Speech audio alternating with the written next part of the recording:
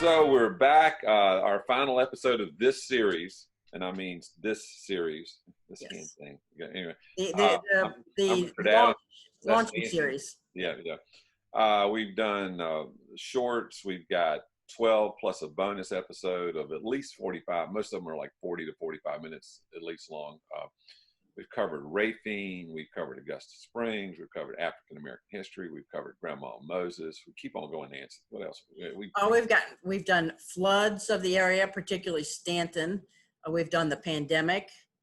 Buena Vista. We did Buena Vista. We did the story of how Augusta County got started. What are some of the other things we've done, Richard? I don't know, but it's literally just a massive amounts of information. Yeah, the myths of history. That was a fun one. You know, were people really shorter back then?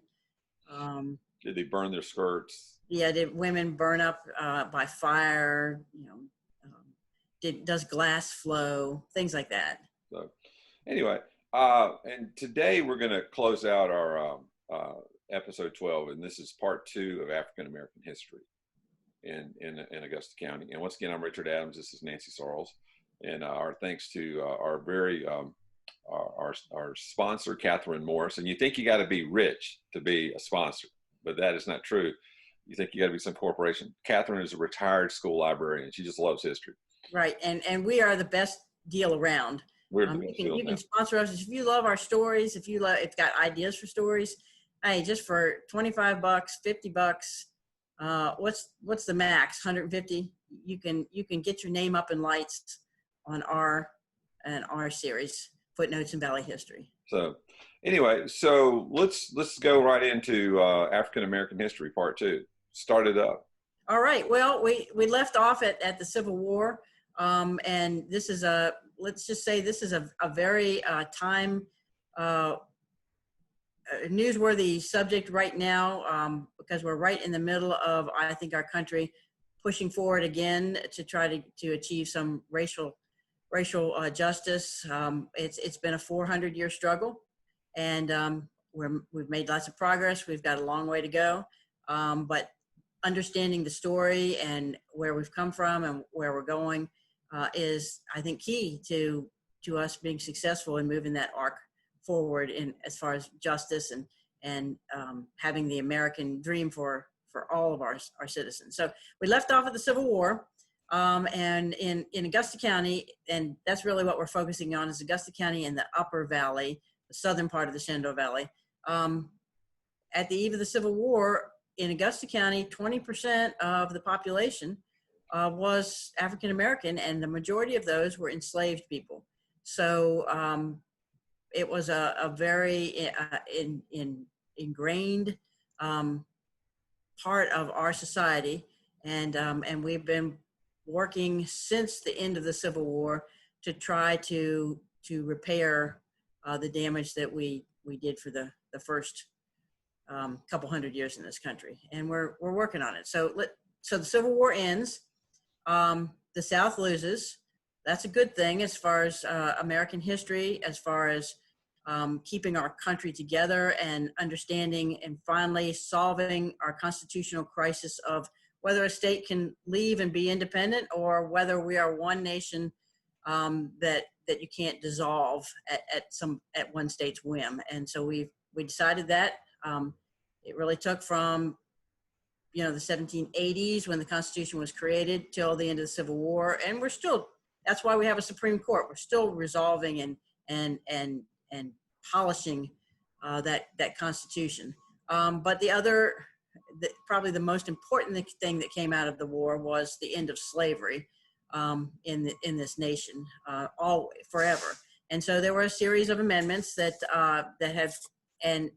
amendments that came out of that Civil War, constitutional amendments. And the first one was, of course, the 13th Amendment that abolished slavery, and it officially abolished it and continues to prohibit slavery. Slavery can never come back in this country. Okay. And that happened. It was passed. I've got it here. It was passed in the Senate on April 8th, 1864, and the House on January 31st, 1865. It was imperative that Lincoln get get that done before the war ended, because there was a lot of talk about maybe just settling with the Confederacy, and then you would have two separate countries, or coming up with some peace settlements that would bring slavery back into the Union. So it needed to be done before. That was done with basically, but a Northern House and Senate. Well, actually, that's right, because there was nobody. If they'd have been back together and done it, it probably wouldn't have passed. Right, or well, but it would have depended on what kind of terms the South would have come back into the Union or separated. You're right, exactly. So it was ratified on December 6, 1865, after the war ended. And then that was followed up. That was the 13th Amendment. That was followed up with the 14th Amendment that declared that all persons born or naturalized in this country are American citizens, including African Americans who were born as enslaved people, but were now free, and they got full citizenship. And that was ratified in 1868. And that was followed up by the 15th Amendment that prohibits the government from denying a citizen the right to vote based on race, color, or previous condition of servitude, which means previously that were slaves. And that was ratified in 1870. It doesn't mean that everything was all equal then. And in fact, the South, after Reconstruction, and the South came back in as a full part of this nation, then began to enact laws that restricted those newly freed people from having full citizenship, and that was called the Jim Crow South. And so there was a period that was very rosy for about 15, 20 years, and then it became tighter and tighter again, not moving back into slavery, but moving into second-class citizenship for African Americans. And that, to a lesser degree, that was throughout the entire country, but really deeply entrenched in the South, that had lost the war. I have a question. Yeah. What is the term Jim Crow? What does that mean? I don't know what that means. Is that a term, just a loose term for African American people? Is it? Do you know what it means? I mean, where it's from? Yes. So actually, he was. Well, we can look that up, but I think Jim Crow was actually a real person who started. Let's just look this up. Okay, we're not recording that. You're going to cut this out, right? Yeah, I'll cut it out. Yeah, you'll cut it out. Okay. It's like you term you hear all the time, and you kind of assume you know what it means, but you don't. And you'll start out with Jim Crow was when you started. Yeah. So, but it's just like, I've thought about it, but I've never, I assumed, I didn't know if it was a white person or a black person. I'm just trying to find out. Or a made up name, Etymology here. Okay.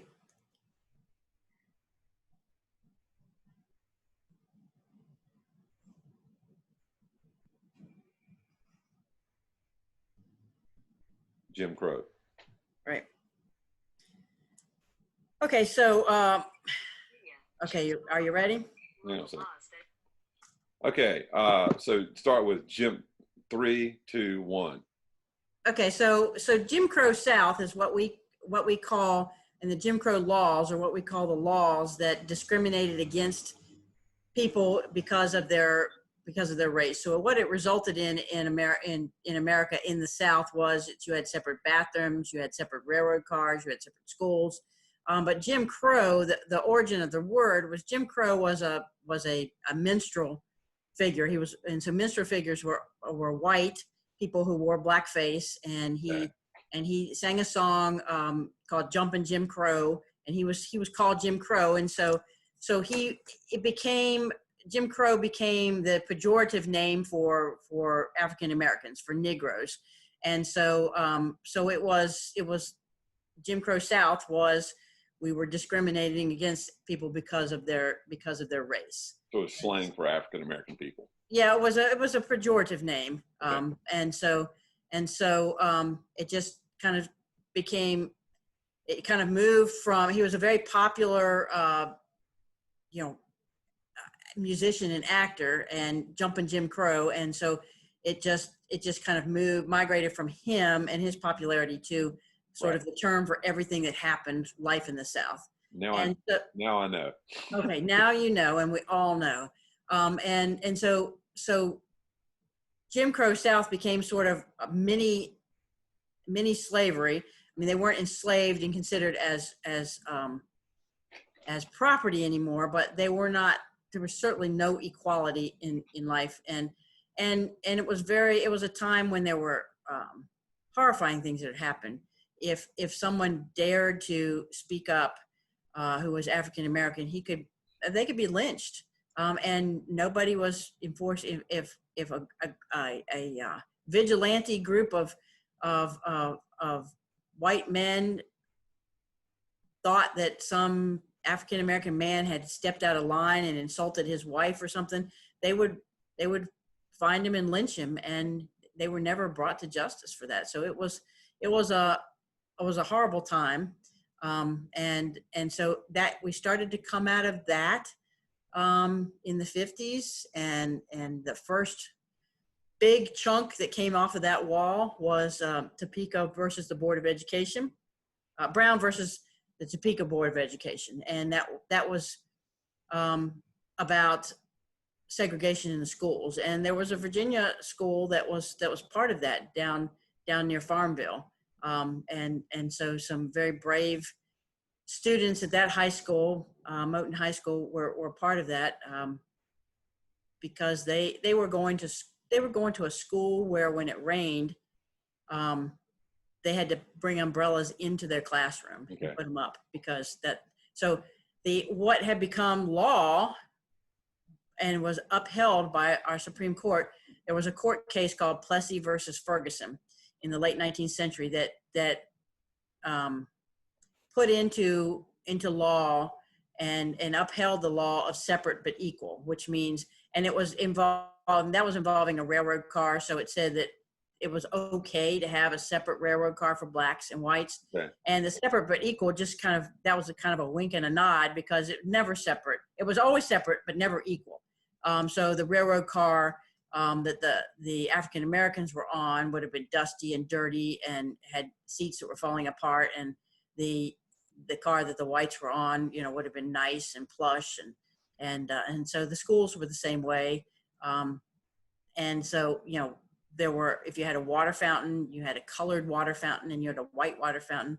Women who had, it just was incredibly demeaning for, if you had a woman who was your housekeeper, you built a separate bathroom for her down in the basement, or had an outhouse for her because you didn't want her in your bathroom. How awful is that? But anyway, it all started to crumble, and we took a giant step forward in 1954 with Brown versus Topeka Board of Education that said separate but equal cannot be the law of the land. Everybody has to be together. You have to integrate the schools. You have to integrate, our country.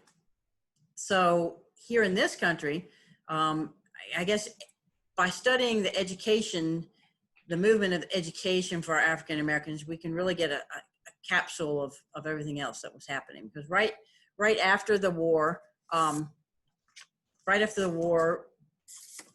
you had this whole enslaved group of people that were freed, and the majority of them did not know how to read and write, and that was purposeful by the white population. You didn't want the slaves to learn how to read and write, because they might get ideas in their head about equality and freedom and things like that.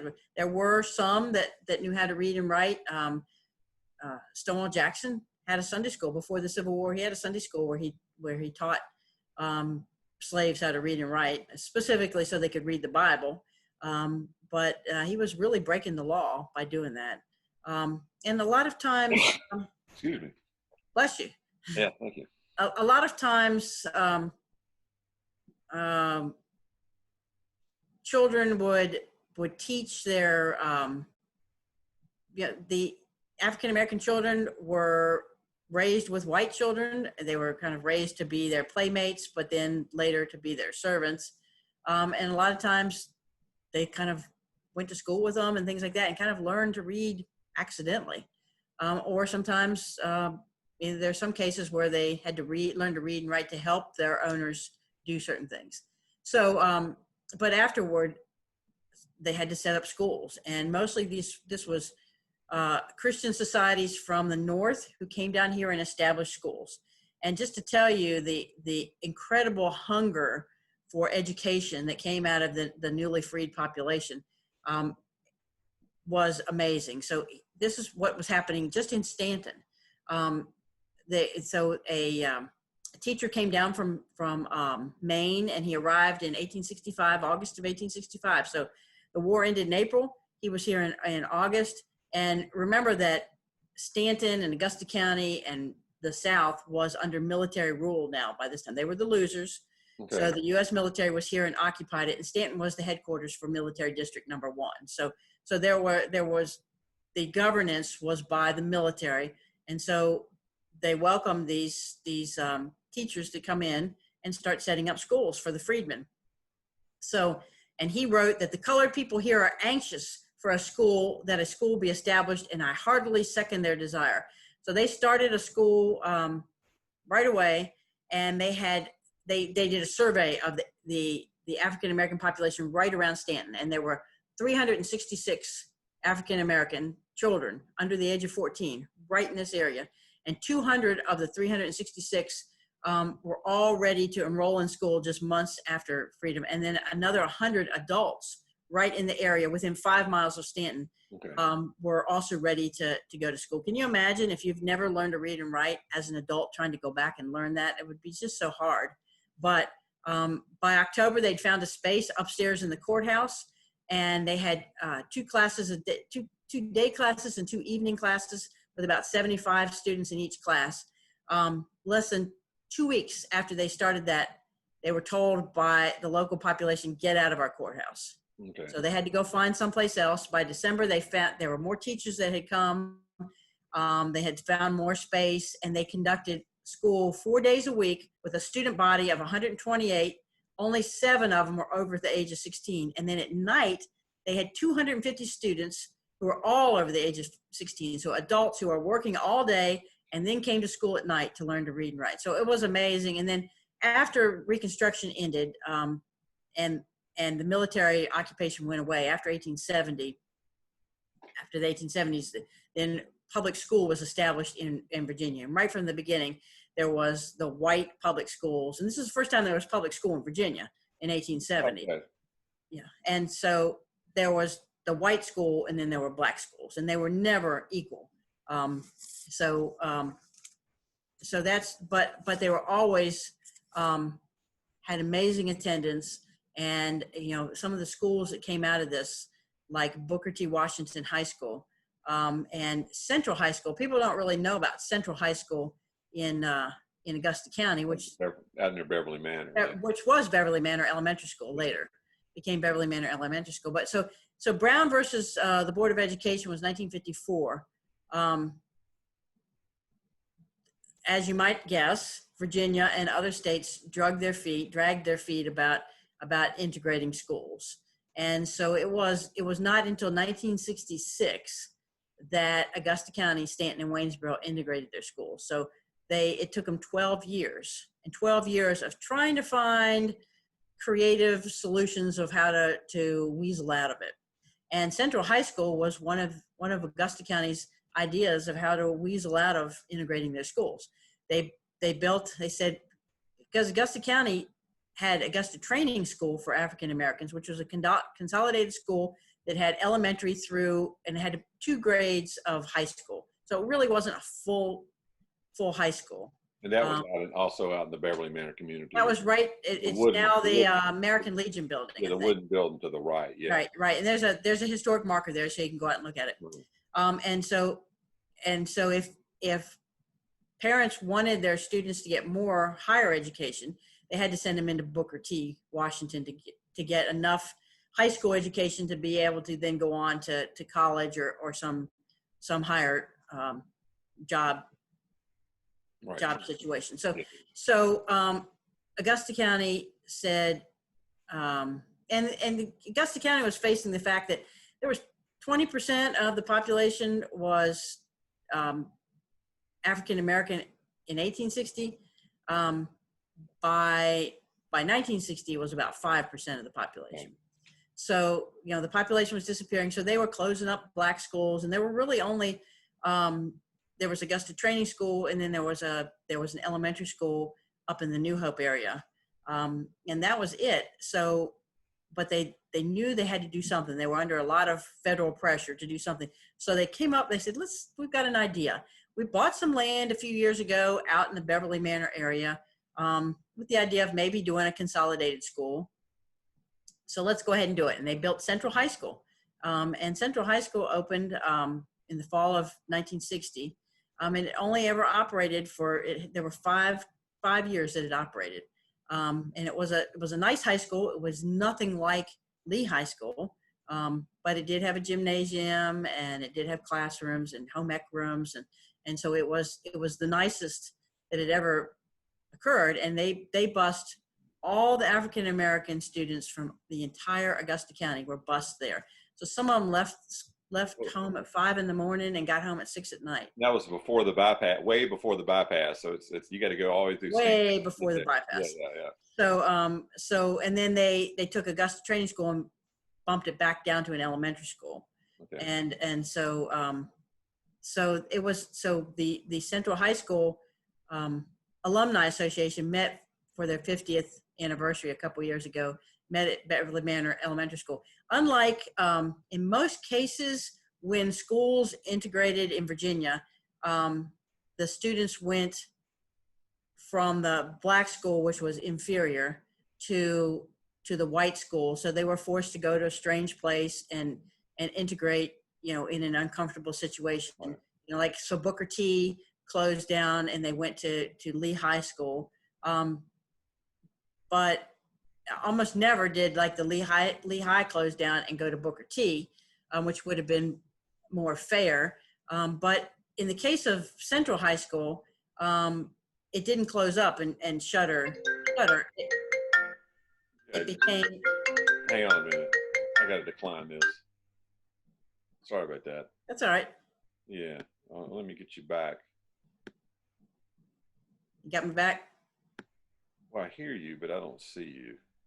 Back to meeting. There we go. Okay. Yeah, so in the case of when integration came to Augusta County, they all moved to their appropriate high schools. So they went to. You went to Buffalo. Yeah, Gap. they went to Buffalo Gap or Riverheads or Wilson or Fort Defiance, but Stuart Straff I don't think had been built yet. Wouldn't have been there yet. Yeah, but they didn't shutter Central High School. They converted it. It first became a middle school, and then it became Beverly Manor Elementary School. So it continued to live a long and useful life. They added on to it at some point for Beverly Manor Elementary School. But so it's shuttered now. But and I think it would make a great museum for Augusta County history, for our educational history of the area, because it is fascinating and worthwhile history to remember. But so finally, 1966 is when Stanton, Waynesboro, and Augusta County all fully integrated, and that was, you know, in the 60s. That's when we began doing that giant leap forward to get rid of Jim Crow and wash away that stuff. So we had the Civil Rights Act of 1964, which was and the Voting Rights Act of 1965, which gave us Fair Housing Act and voting, got rid of poll taxes and things like that. And so we began a process that's still, you know, we're still in the middle of today of getting rid of systemic racial injustices in all parts of our society. So it's a long arc. We're going in the right direction, but we've got a long way to go. So I will say there's one little confusing bit of information if you're a local, and that is there was a Beverly Manor School that became the Statler Brother Complex, the right. Christian School. And are they even spelled the same? Yeah, they're spelled the same. Beverly is always spelled Ley, but that was a high school. Yeah, so that was a high school, and then there's Beverly Manor that's out beyond what's the bypass now on the west end of town in the Beverly Manor On the community. Parkersburg Turnpike. Yeah. That's I used to work at Beverly Manor Elementary School, the one out that was the Central High School, and I would, and they would say the old Beverly Manor School. I did do it, Stan. right. I will tell you one thing, and my dad, who's would have been 88 today. Today's his birthday, but Happy birthday. he went in as a white man into a former. Imagine this is Pittsylvania County in Danville, Virginia, and you're talking about probably a population that's 60% Caucasian, 40% African American. So when they integrated, it was a big, it was a real, as opposed to 5%. Uh, and he went to the former African American high school, and that's, it would have been like him going to Central opening the school. So they made the African American high schools the junior highs because they were big high schools. Uh-huh. And I just remember him going in, but seeing the difference in the building, like when I went into what Beverly Manor Central, there were little subtle things, like they didn't have an auditorium. They had a cafeteria with a stage, and that's where I taught band in that building. And the gym floor wasn't wood, it was tile.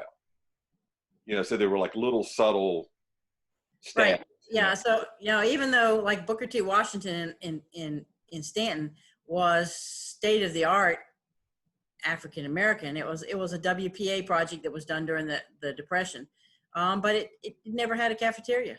It never had a cafeteria, and they were going to actually cut out some of the part of the gymnasium and some of the locker rooms, but the parents kind of got all up in arms and pleaded with the Stanton School Board to not cut out the couple $100 that they needed for that. So it was always an uphill battle. But there was one school board, and the school board would have been white. That's right. And the black schools always got the hand-me-down textbooks. If the white schools got brand new textbooks, then there's old ragged textbooks got passed down to the black schools. But I think from talking to people who went to those schools, and I've talked a lot with my late friend Rita Wilson.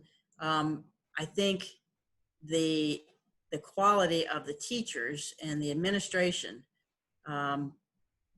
made up for those inequities of material things. They got an amazing education from those teachers, and that was the whole community. So it was vital, and they were relentless in making sure that their students were prepared for the world and were going to be shining examples, and they did their job. They were great. The teachers would have grown up through civil rights, so they really felt the need to educate these young people to.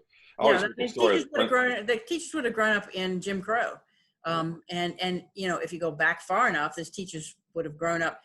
I mean, it's not a leap to know that if you're talking about the early 1900s, that their parents, the teachers' parents, would have been enslaved people, and certainly there were former enslaved people who were in our community until the 1920s and 30s. And so they had a real sense of where they were coming from and what they needed to achieve in the world. And it's just like, on a bigger scale, when I got on the board of supervisors, I realized as a woman I had to work 10 times harder than any man that was on the board. And it's exponentially the same way for African Americans trying to make their way into a racist, society where they didn't have a leg up. And so it's just there's some amazing success stories out of all this. I can tell you just a couple of them, just to let you know, these stories that we're following. One, if you go down to Greenville today, and maybe we'll take you on if we do a next series, we'll take you on a journey to some of these places. Because down in Greenville, there's a log house that's being restored right now by a retired lawyer in Augusta County named David McCaskey. And it's the Fannie Thompson House. And David and I worked to get that house on the National Register of Historic Places, which means it's a special a special place in our history. Now you look at that house and it's fallen, and it's literally fallen down. David is bringing it back from almost beyond repair. And this is if you go down, head south, and you kind of veer to the left on the old road. It's it's on Route 11. It's right on Route 11. Is this the one on the right? It's the one on the right. Oh yeah, you can. It's obvious. It's sitting up on a hill. And right now it's got scaffolding all around it because David is putting new siding on it and taking pictures of that before it came down. Yeah. Right. And so you pass the bank, and then it's not far. It's right. It's on the right, on the corner of the old. Before you cross the creek.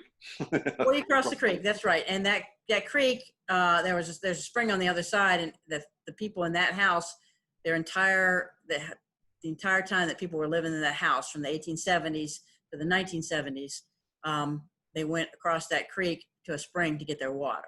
Okay. They also had a cistern there. But anyway, that house. So what happened after the Civil War is, I think we told you in the last series that for the most part, in Augusta County, there weren't large plantations where you would have large communities of African Americans at one place. So you had 2 or 3 people at one farm and 2 or 3 at another, and your spouse would be at a different farm. It was called marrying abroad because you were hired out to another family for a year at a time. And so you didn't even get to live as a family unit. Your spouse might live on another farm or work in Stanton or work on the canal, in Richmond, and then come home only at Christmas time. So after the war and after everybody was freed, then you had this people just milling about everywhere, moving about, trying to reunite with their family, with their spouses, with their children who had been separated and sold or hired out somewhere. And so there was a great sort of confusion of people moving around. And in Stanton, they set up, in this military district, they set up a Freedmen's Bureau, and they had a register, and people could come and register to say, hey, my name is this, my spouse is this person, and we have these children, and I come from here. So it was a great reuniting of families and people. And that Freedmen's Register is a wonderful document that just opens your eyes to sort of this gathering of people and legitimizing their family relationships. Yeah, their existence in the family. Yeah. Right. And so, but then they had the dilemma of, now they had to find a place to live, and they had to find work and raise a family and take care of themselves. So they all of a sudden, you get these little settlements at the edge of all of our communities: Greenville, Middlebrook, Mount Sidney, Stanton. So you had these clusters of African Americans who settled. There's a neat one that we're exploring now called Jonesboro, out near Buffalo Gap High School, along the railroad there. So you had these little settlements that were African American, and that settlement usually had a school, it had a church, because for the first time they could learn to read and write, they could worship as they pleased, and so these little settlements happened, and that happened in Greenville. At each end of Greenville, there were these little settlements, and so this house is part of that settlement. It is the last survivor, intact survivor of that. There may be a couple other houses that were part of that, but it's the last intact survivor of that settlement. And it's called the Fanny Thompson House. And so there was a community there of 20 or 30 houses. There was a church there called Mount Ed Church. The school was actually at the other end of Greenville, where the Greenville Mini Mall is now. The school was down there, and there was another church down there. So it was basically at each end. And they were right next to the railroad, so they could get a job on the railroad. They could use the railroad to go find work other places. It was a thriving, prosperous community. And that house, so the first owners of that house, they were renters first and then owners, was Fanny and Shed Thompson. And Shed was her husband, and they came from really up on the north side of Riverheads. We see them on Hotchkiss's map, and then they moved. Shed may have died very soon after they moved to Greenville, And so moved to the city. moved to the big city of Greenville, probably to get work. And so Fanny, what we think she was a laundress, and she washed clothes, and if she's close to the railroad, she might have done a lot of laundry for the railroad too. Right. So she lived there. Their children lived there, and their grandchildren lived there. And then the last lady that lived there was Fanny Thompson's niece. And she lived there. Her name was Miss Sue Porter, and she lived there until 1974. She was almost 100 years old when she died. Okay. And so that house has never been lived in by anybody other than a former slave, or the children or grandchildren of slaves, because Sue Porter was the daughter of an enslaved person. So it just is. So the story that goes around their house and what they went through is an amazing story. And so we wrote that up, and when we took it down to Richmond to get it on the National Register, we were there. That you have to go and do a little hearing and tell about the house, and then they vote on whether to put it on the register or not. Right. And we were there with all these nice rich houses, these nice, very historic houses, and 2 stories, white yeah, clapboard, yeah. right, and or even nicer, sort of almost like plantation type of houses, or nice Victorian houses, and then David gets up there and he says, "I guess you're wondering why we want to put this house that's so fallen down you could throw a cat through it on the National Register." And then we told them, and they voted for it unanimously, and then afterward they all just flocked to us and wanted to know more about the house and the story that was there. They just ignored all those nice rich houses. Right. They came right to us because it is such an incredible story, and it's the type of house that doesn't get saved very often. So David should be very proud of what he's doing to save He that. gonna live in the house? He probably is going to rent it out because he lives in a restored African American church in Mount Sidney now. Okay, yeah, I thought he lived up there. Yeah. So, but there's just some neat things. So these were people who were learning to read and write.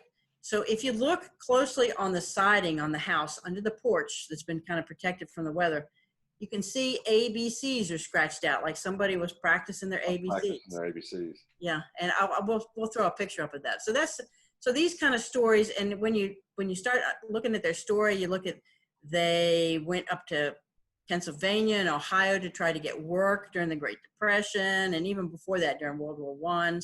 So the story of the African American story in Augusta County is encapsulated in the story of that house. Okay. So that's one. There's another neat story of a slave who was a slave at Folly Farm, which is just south of Stanton. The Folly Mills, yeah.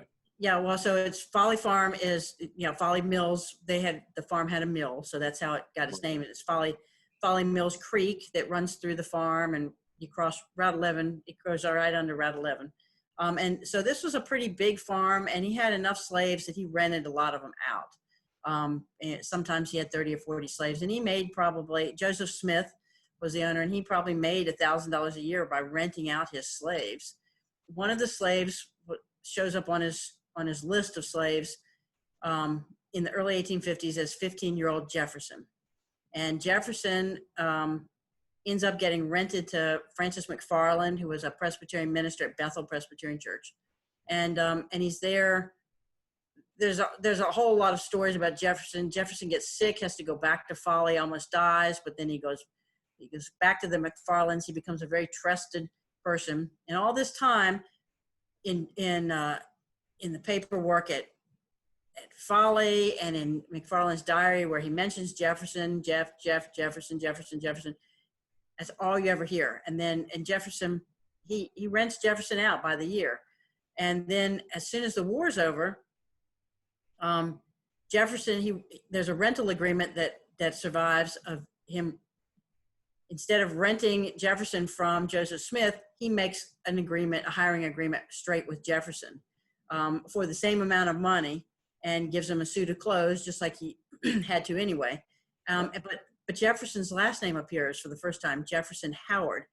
Now, what I understand in talking to African American genealogists is that African Americans had last names that they had chosen themselves for whatever reason, but those were secret among them and not necessarily known by their white owners. Okay. But as soon as the war is over, they have last names, and so Jefferson all of a sudden has a last name for the first time, and then he and his wife show up and put their names in that Freedmen's Register.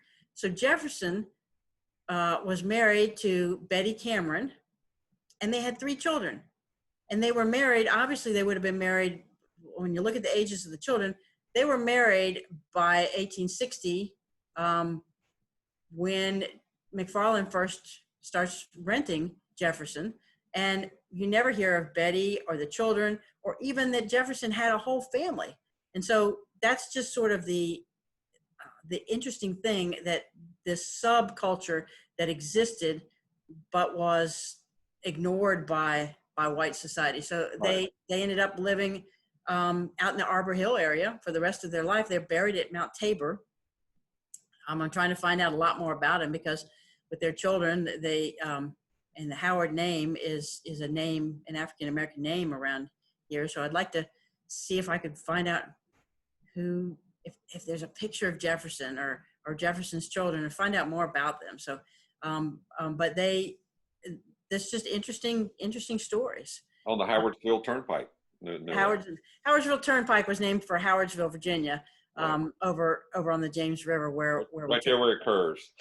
Yes, but that is interesting, and maybe they chose their last name because of the Howardsville Turnpike. Who knows? Yeah. So there's some. If you find that out, remember, you heard it from me first. That's right. It was Richard who came up with that. That was his deduction. Well, that does kind of.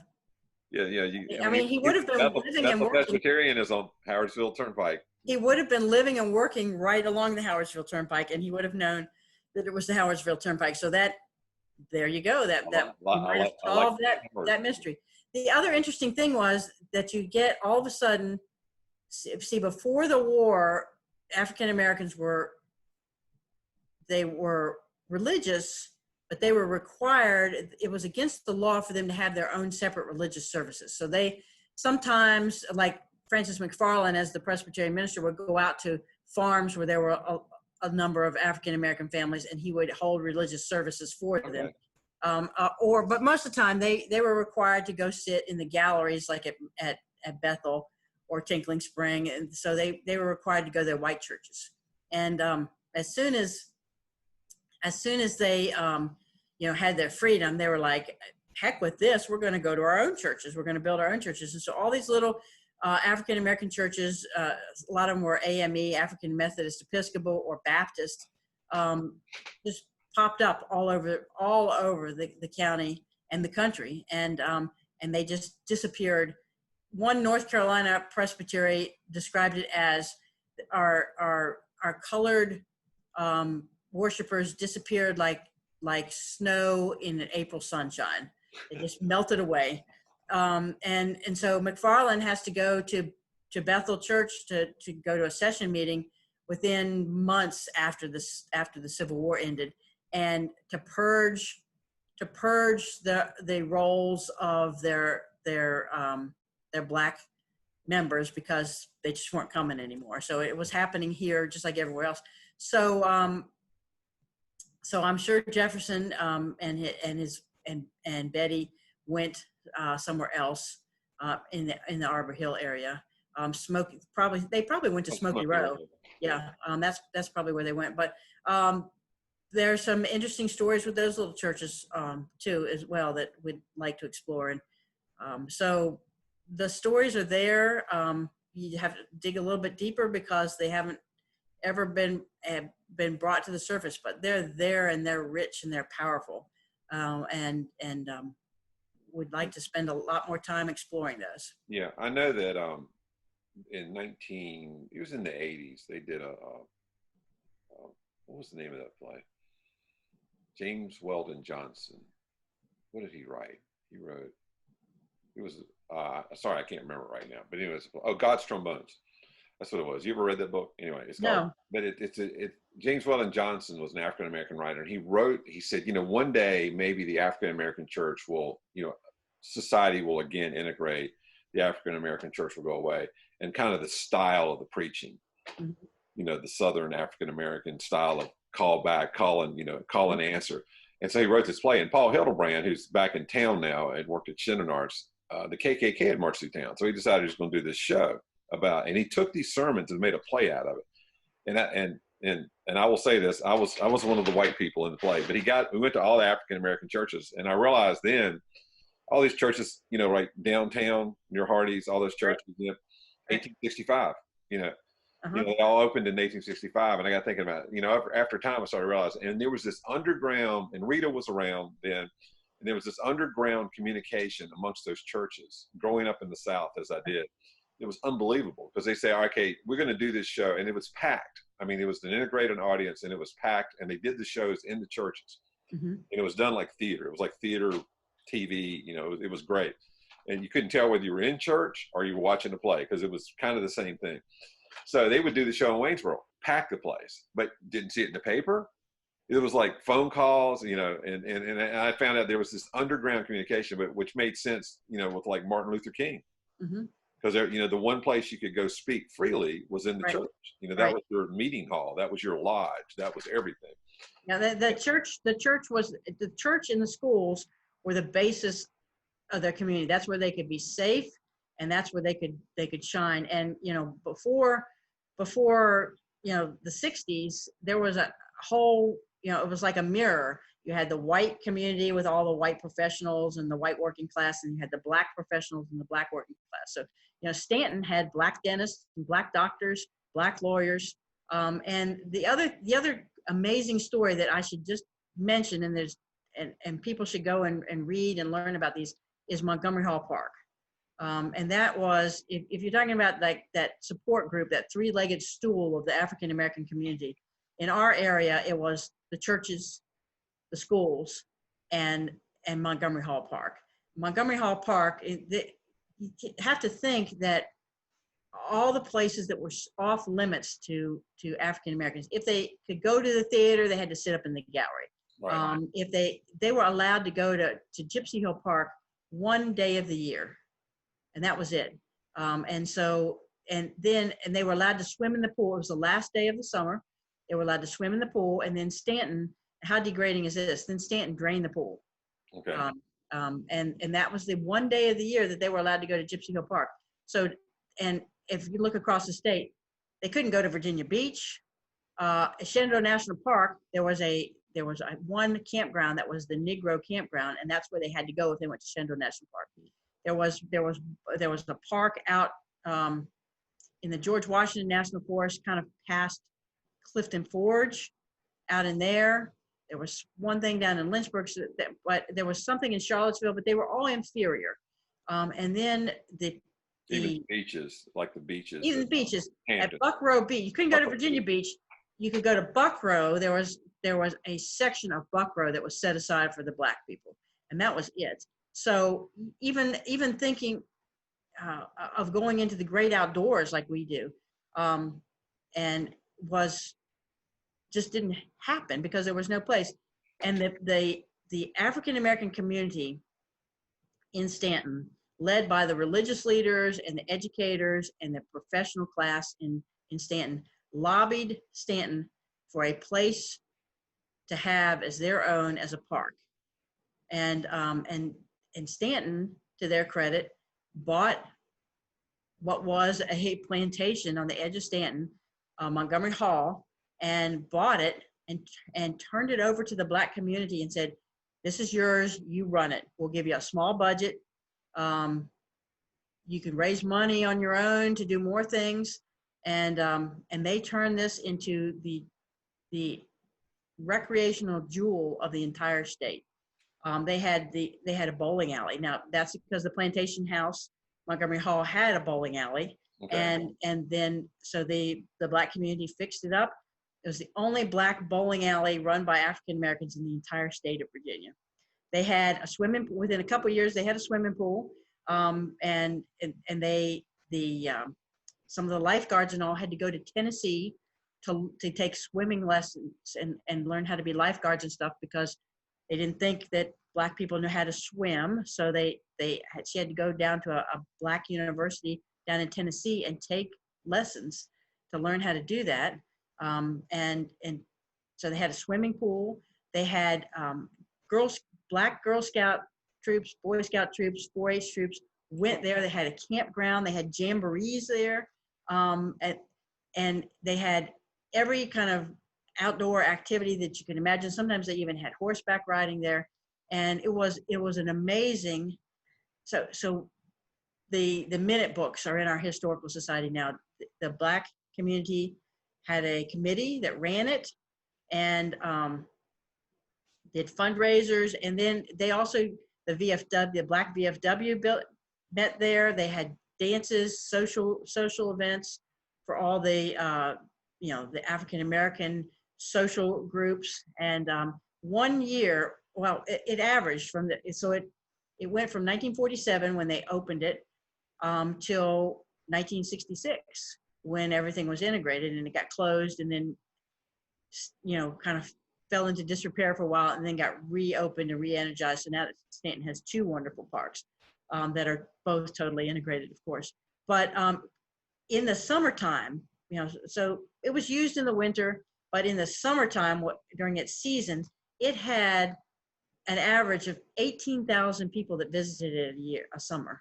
Yeah, I've heard that. Yeah, like people would come from all, they come from everywhere. Yeah. Church groups would come from Richmond, Virginia Beach, that they camp, the Boy Scouts would camp there, from all over. We're going to Staunton. Hopefully they knew how to say it, but anyway, yeah. So it's an incredible story. So that's, we got that on the National Register of Historic Places, and there's some historic markers out there too, but that is an amazing story. So that house up on the hill was a plantation house. That's right. There's now the Parks and Rec building, and it has all the buildings, the rooms in the building and the building itself is named for all those people who were instrumental in the park, who are on that committee. So it's the Gibbons building, so all the people who are part of that committee are all have their names, and there's the flower garden in the front has a name for a particular person. So it's all named for all those people, and it's an incredible story. All these stories can be read, by the way, in the Augusta County Historical Society bulletins. And if you're a member of the Historical Society, you get those bulletins as a free perk of your membership. Hint, hint. Hint, hint. Hint, hint. Hint, hint. Well, Nancy, I think we've, anything else you need? I think we've kind of taken it up to modern day times. Yeah. Well, I would just past the integration of the schools. That's kind of, past 1966. Yeah. Well, the Voting Rights Act, the Civil Rights of the 1960s. So the integration of the schools, the Voting Rights Act, the Fair Housing Act. Those are kind of watershed times. So we enter a new era of now, and now a lot of the systemic racism is kind of pushed underground. Although it's bubbling to the surface, I think in recent years. So it's not gone, and we've got a lot of work to do of clearing away the vestiges of that and embracing this history that's all of our history.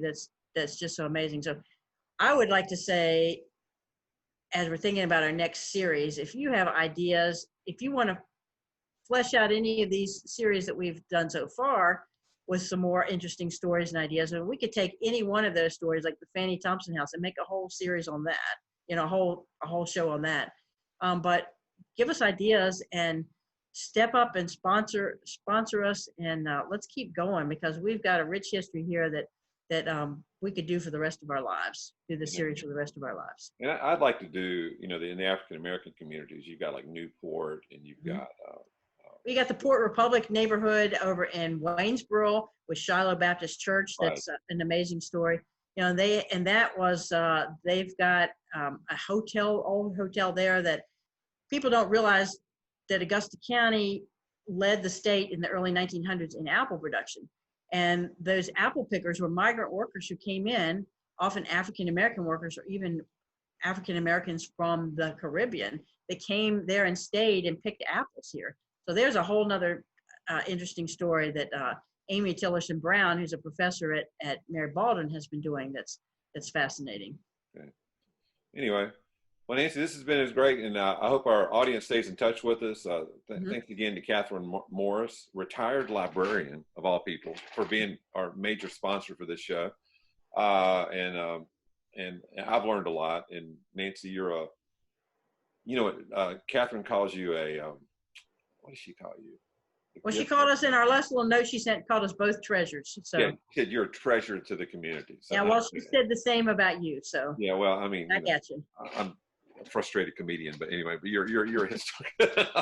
Anyway, all right. So, well, thank you very much, folks out there that listen to these, and they kind of serve as podcasts. I mean, I know William Browning across the mountain over in Orange listens to these, and he probably listens to them as a podcast while he's working raising money for Woodbury Forest School. Yeah, there you go. Being alumni director, assistant alumni director, but these kind of serve as a podcast and a visual with the pictures. But anyway, so keep in touch with us, and I'm saying go ahead and say it. We'll be back.